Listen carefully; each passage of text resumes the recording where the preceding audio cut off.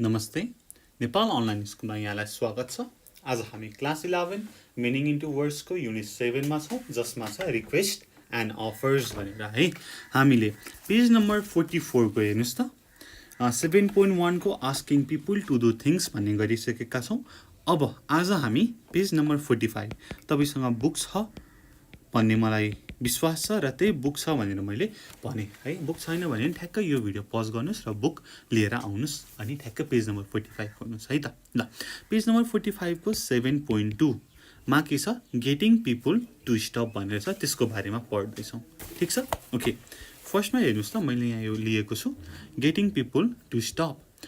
Do you think you could stop whistling, अथवा do you mind not whistling, I'm trying to write an essay भनेर छ। ठीक छ, अब डु यु माइन्ड, के तिमीले स्टप गर्न सक्छौ भनेर रिक्वेस्ट गरिएको छ हैन। बन्द गर्न सक्छौ तिमीले अहिले गरिरहेको काम है, रिक्वेस्ट गरिएको छ। अब बीले भन्छ, oh I am sorry, I thought you were in the other room, अथवा I didn't realise you were working. यस्तै गरी अरु पनि हामीले गर्न सकियो। ठीक छ, अब तल के भनेको छ त, have more conversation like this using the prompt below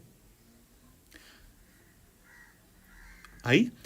अब A must make up a reason why he wants B to stop and B must make up an apology भनेर भनेको छ। ठीक छ है, सजिलो छ नि। ल गरौँ, यो मैले बन्द गरेँ। अब फर्स्टमा के छ त भन्दाखेरि बीले चाहिँ be keeps tapping his or her foot हैन। फुटलाई चाहिँ यस्तो त्यो भैमा हान्ने हुन्छ नि हैन, हो उसले ट्याप गरिराखी भनेदेखि त्यहाँनेरि एकचोटि हेर्नुस् त के छ त त्यसको 1 को हेरौँ त, tapping his or her foot को।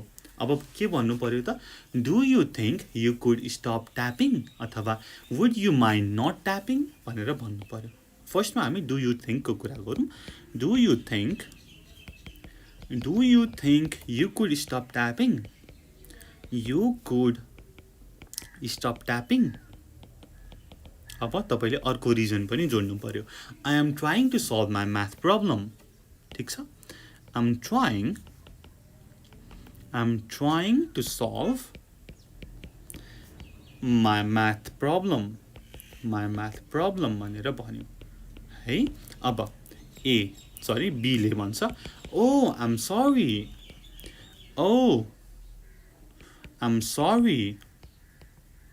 है। अब उसले चाहिँ एपोलोजी गर्नु पर्यो, रिजन चाहिँ। ठीक छ, I didn't realize you were working। ठीक छ, हो यही प्रोम्प्टमा अब हामीले अरु पनि गर्छौं है। ल 2 को हेरौँ। 2 मा के छ त, blowing smoke in your face. हेर्नुस् त, त्यो त अलि ब्याड म्यानर्स भयो नि त हैन, blowing smoke in your face. अब अब वुड यु माइन्ड गरौँ। Okay, would you mind not smoking in my face,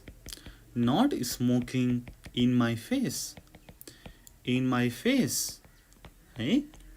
I feel uneasy है, I feel uneasy हैन। कसैले चाहिँ तपाईको मुखमा चुरोटको धुवा फाल्यो भने त एकदम अनिजी फिल भइहाल्छ नि हैन। अब बीले चाहिँ सरी भन्छ र एपोलोजी माग्छ। Oh I'm sorry, I thought you liked it हैन। उसले चाहिँ मलाई चाहिँ त्यो अरूले मेरो मुखमा हैन धुवा फालेको मन पर्छ भनेर भन्ठानेछ है। Oh I'm sorry, I thought you liked it। Okay, यस्तै गरी 3 मा हेरौँ त, स्पिकिङ इंग्लिश है। ओके, अब ए ले भन्छ, do you mind not speaking English, do you mind not speaking English भनेर भन्छ। ठीक छ, not speaking English, I don't understand it clearly। I don't understand, म चाहिँ राम्रोसँग बुझ्दिन है। I don't understand it clearly। ठिक छ अब बी मा हेरौँ त बीले भन्छ oh I am sorry I thought you were train to it है oh I am sorry I thought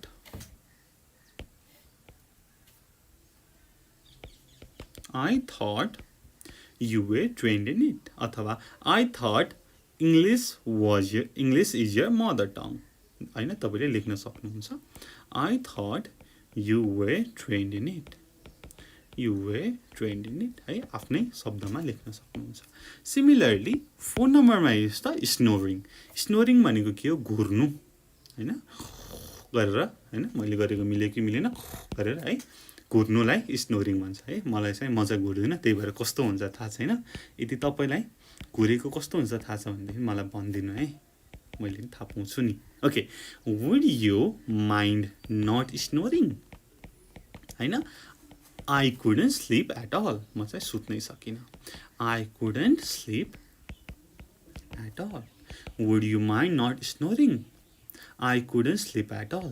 भनेपछि अब बीले भन्छ Oh, I'm sorry.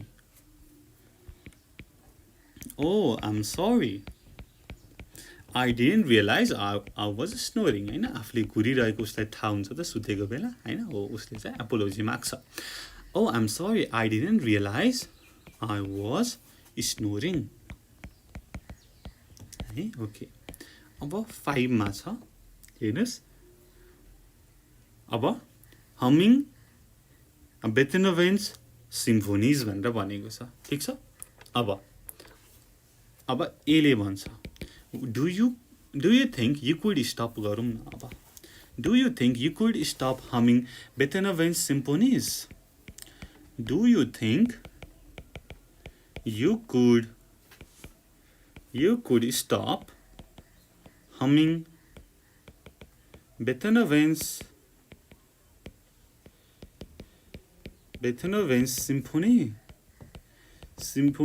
भनेर भन्छ हैन अब किन त भन्दाखेरि I'm trying to compose music myself. I'm trying to compose music myself. ठीक छ हेर्नुस् त Do you think you could stop humming Beethoven's symphonies? I'm trying to compose music myself. अब बीले चाहिँ Oh, I'm sorry भन्छ ठीक छ Oh, I'm sorry, I didn't realize that. अथवा अरु कुनै reason Oh, I'm sorry, I thought you like it. I thought you liked it अथवा माथिको हाम्रो एक्जाम्पल जस्तै I thought you were in the other room. ठीक छ ओके 6 मा हेरौँ त इन्टरप्टिङ यु है तपाईलाई चाहिँ कसैले इन्टरप्ट गर्यो केही काम गर्दै हुनुहुन्छ भनेदेखि would you mind not interrupting would you mind not interrupting हैन तपाई चाहिँ एक्जामको बारेमा कुरा गर्दै हुनुहुन्छ सरले चाहिँ एकदमै इम्पोर्टेन्ट कुरा भन्दै हुनुहुन्छ एक्जामको बारेमा हैन हो we are talking about our exam अब बीले भन्छ ओ आई एम सरी हैन oh I am sorry I thought you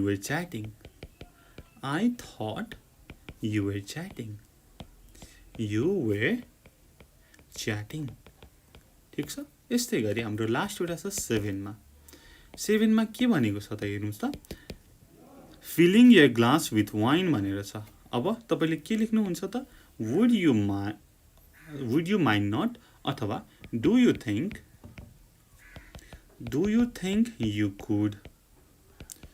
you could stop filling my glass with wine भनेर भन्छ ठीक छ do you think you could stop filling my glass with wine है with wine हैन मलाई चाहिँ यो मन पर्दैन I don't drink at all है I don't drink at all so अब बीले भन्छ ठीक छ ओ आइ एम सरी भनेर एउटा रिजन दिन्छ oh I am sorry I thought you liked drinking.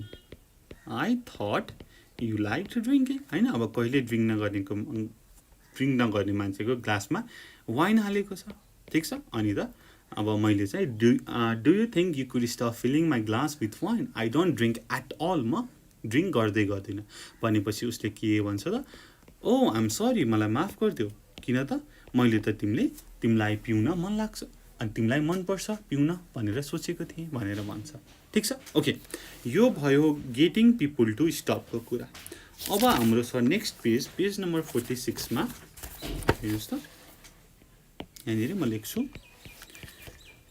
Page number 46 मा के छ त 7.4 आस्किङ फर पर्मिसन भनेर छ ठीक छ अब पर्मिसनको लागि सोध्नु पर्यो आस्क गर्नु पर्यो है अब त्यसको बारेमा हेरौँ त मैले यहाँ माथि एउटा स्क्रिनशट लिएको छु स्क्यान गरेको छु ओके यही कुरा हेरौँ भनेको छैन ओके माई ब्याड ओके म आफै लेखिहाल्छु नि हैन सो 7.4 मा छ यो भन्दा पनि ओके म यहाँ तपाईहरुलाई देखाइहाल्छु है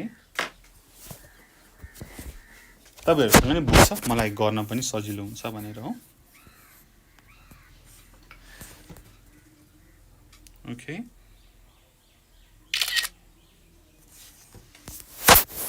एक मिनट दिनुहोस् म यो मिलाइहाल्छु है त ठीक छ सेभ गरौँ र हामी ब्याक टु आवर भिडियो आउँ के भनेको छ त आस्किङ फर पर्मिसन भनेर भनेको छ है अब बुकमा हेरे पनि हुन्छ यहाँ हेरे पनि हुन्छ A driver has just picked up a hitchhiker. The hitchhiker asked for permission to do two things. ठीक छ अब hitchhiker भनेको के हो त भनेर भन्दाखेरि चाहिँ बाटोमा भेटिएको हैन उसले चाहिँ एउटा ड्राइभरलाई भेट्यो लिफ्ट माग्यो the hitchhiker asked for permission to do two things भनेपछि अब उसले चाहिँ पर्मिसन माग्छ के त do you mind if I leave my rucksack on your back seat हैन अथवा is it all right if I leave my rucksack on the back seat भन्छ मैले चाहिँ पर्मिसन मागेको उसलाई चाहिँ रिक्वेस्ट गरेको पर्मिसन मागेको मैले चाहिँ मेरो बोरा तपाईको ब्याक सिटमा राखौँ तपाईले केही त भन्नुहुन्न नि भनेर भन्छ र अर्को भनेको would you mind if I take off my shoes अथवा would it be all right if I took my shoes off अथवा would you mind if I took off my shoes है दुवैको कुरा उठेको टुक माई शूज अफ भन्नु र if I took off my shoes भन्ने है त ओके यो चाहिँ तपाईले सम्झिनु पर्यो do you mind is it all right would you mind र would it be all right को कुरा ठीक छ अब हेर्नुस् त के भनेको छ मैले यसलाई सानो पाने तपाईले बुकमै पनि हेर्न सक्नुहुन्छ के त 1 नम्बरमा what other request does the hitchhiker make use the ideas below भनेर भनेको छ अब ए मा open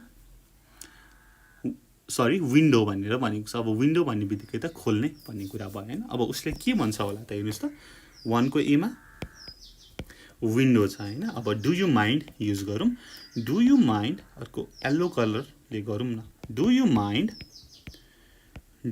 mind if I open the window है आस्किङ फर पर्मिसन यस्तै गरी बी मा हेरौँ इज इट के छ त म्याप छ है is it all right if I look at the map अथवा is it all right if I read the map is it all right if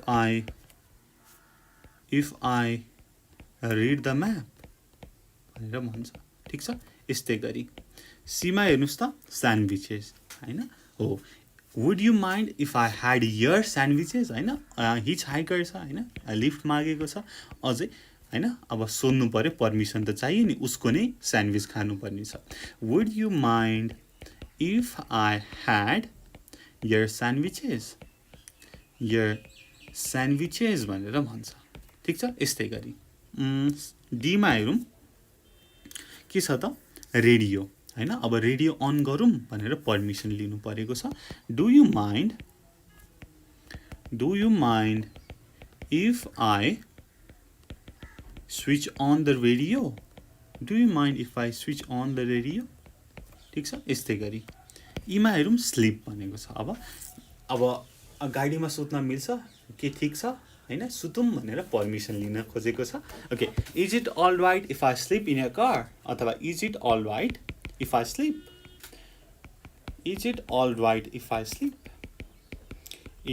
sleep भनेर भनिएको छ यस्तै गरी 7 मा हेर्नुस् हाम्रो लास्ट ड्राइभ ठीक छ अब हिच हाइकर छ अब अरूले लिफ्ट दिएको छ हैन अझै के छ भन्छ त भन्दाखेरि तपाईको कार ड्राइभ गरौँ भनेर पर्मिसन लिँदैछ हेर्नुस् त वुड यु अथवा would it be all right if I drove your car. If I drove your car. ठीक छ ओके 2 मा हेर्नुस् त अब नेक्स्ट मा के छ त what request for permission might you make in this situation भनेर भनेको छ माथि हेर्नुस् 2 मा what request for permission would you make in this situation भनेको छ ए मा छ हेर्नुस् त you are having an interview for a job भनेपछि अब तपाईले भन्नु पर्यो अब लेखौँ न त हैन ओके 2 को ए मा you are having an interview for a job अब would it be all right if I give you a defined answer in about week ठीक छ हेर्नुस् त अब तपाईले रिक्वेस्ट गर्दै हुनुहुन्छ would it be all right if I give a definite answer in about a week